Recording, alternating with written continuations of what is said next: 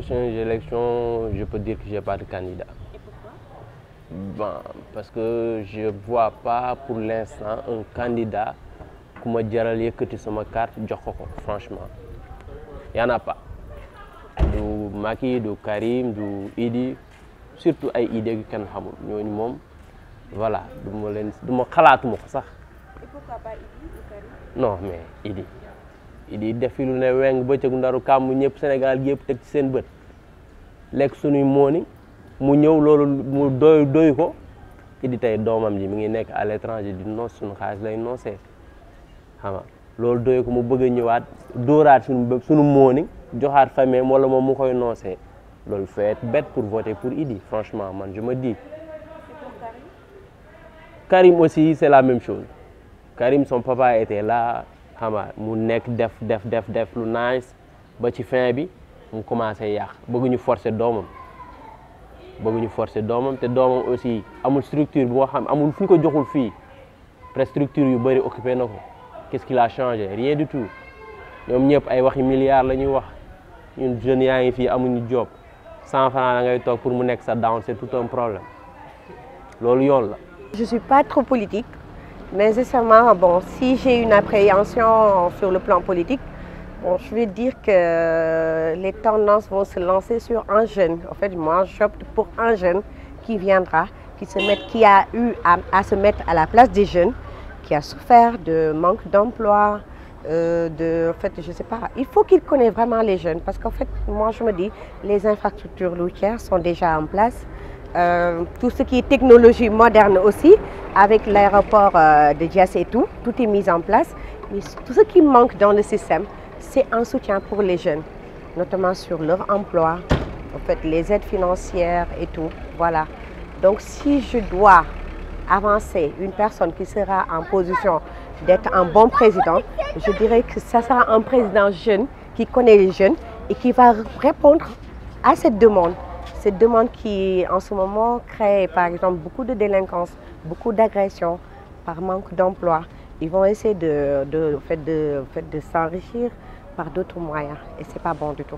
Man premier kii patriote bi laay voté mooy ki nga xam ne nii réew mi dafa bëgg réew mi c'est un Sénégalais boo xam ne bëgg na réew mi jiitalul intérêt personnel intérêt sénégalais yi lay jiital.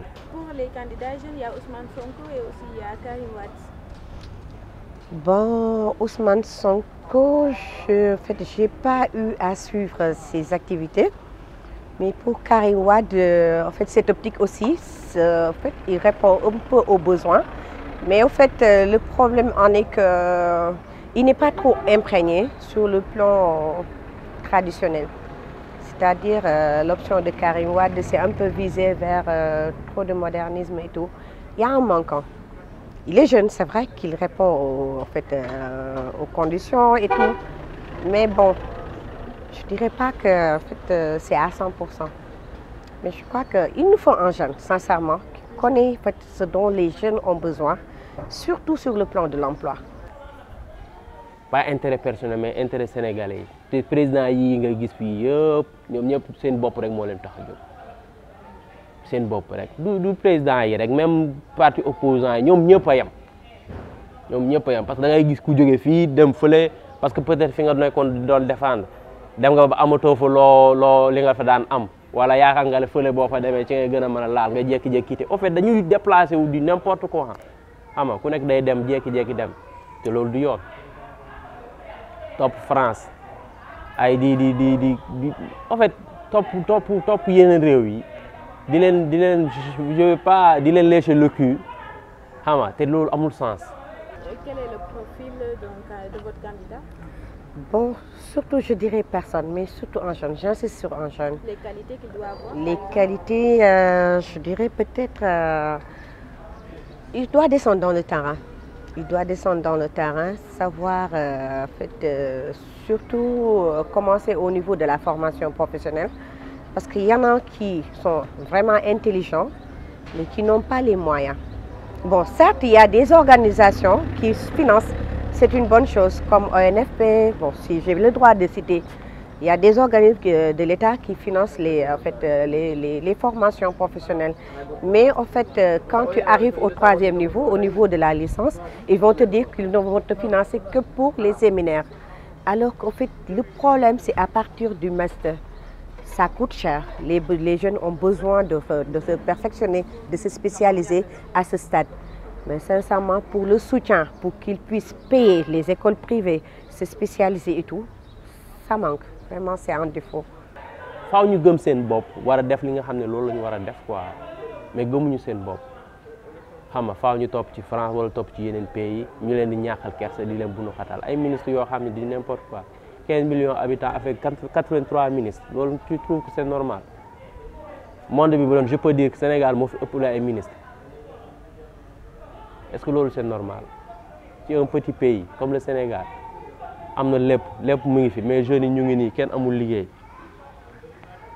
sama morom yu bëri fii la ñuy toog night and day 5000 boo ko téye bala nga xaa téye waat kenn xamul kañ la jàng baa ngi nii doxul yaa ngi dégg booy jàng baa ngi nii doxul grève combien de jours te balaa maa dee ñu dem ba au mauvais moment ñu naan on a sauvé l'année ban sauvé wuñ benn année parce que élèves yi jànguñu moo tax yow da ngay gis ne boo xoolee bu njëkk gars yi niñ daan jàngee da ngay gis ku nekk CM2 il parle un bon français man sama français dëgërul parce que jàng bee baaxul sunu papa yi bu ci làkk France nga xam ne kii c'est la vieille école mais booy léegi kenn déggatul France parce que gars yi jàngalewul dañuy dem ba mu dernier moment ñu ne nañ sauver année bi te alors que booy yi jànguñu il triche avec les élèves ñu yóbbu leen examen xam nga jox leen affaire yoo xam ne bu ñuy réussir ñuy échec ñu jàll classe supérieure alors que am na yoo xam ne ni ñu ngi woon ci classe bi ñu bàyyi yoo xam ne waroon nañ ko mën a jël te jëluñu ko système éducation bi aussi dañ ko war a changer